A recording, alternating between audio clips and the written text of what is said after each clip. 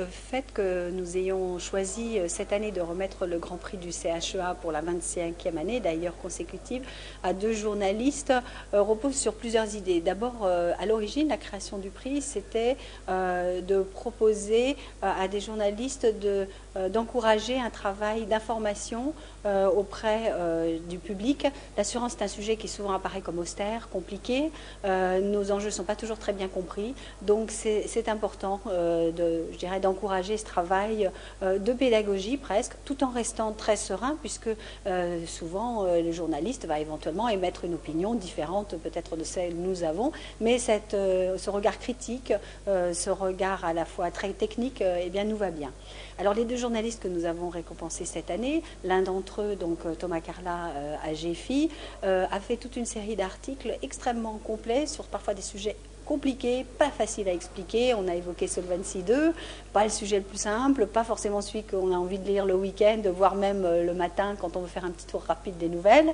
Et pourtant un sujet important et pour lequel il faut que des journalistes puissent communiquer et informer le public. Thomas Hubert, lui, AFP, a un exercice plus difficile puisqu'il a relativement peu de mots pour écrire. Il a une actualité tout le temps à donner. Il doit pouvoir trouver à la fois le bon ton, récupérer la substantifique moelle, et on sait que ce n'est pas un exercice facile. Donc les deux, à chaque fois dans leur domaine, Thomas Carla pour le Grand Prix, Thomas Hubert pour le prix spécial, on a été très heureux de les récompenser, et Stéphane Palaise, qui était donc notre président du jury cette année, a été très clair dans ses compliments. Un travail sérieux, complet, technique, critique, bienveillant aussi, mais important, et donc très fier de ce Grand Prix cette année, un beau cru. C'est un honneur, et puis je trouve ça bien que le secteur de l'assurance fasse l'effort comme ça d'ouverture vers les journalistes, de s'intéresser et de bien prendre la dimension et l'importance de ce que représente la couverture média, et du fait qu'il faut travailler, c'est de travailler au maximum en bonne intelligence avec les médias, pour peu que eux de leur côté, je m'inclus dedans, fassent sérieusement leur travail. D'abord, c'est très surprenant finalement, parce qu'on est candidat à rien et d'un seul coup on vous annonce que vous remportez un prix. Donc premièrement, il y a eu la surprise. Non, je suis très honoré, très fier.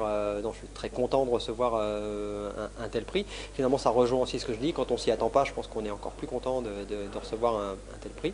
Ça prouve que finalement, moi je couvre l'assurance depuis 7 ans, donc ça prouve aussi qu'il y a des lecteurs, que le travail qu'on a accompli est apprécié, et pas uniquement en interne dans son entreprise, mais aussi à l'extérieur.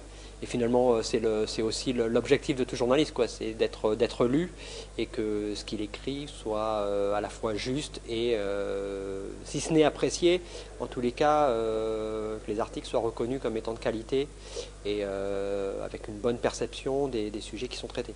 Donc moi, c'est un peu comme ça que je le prends.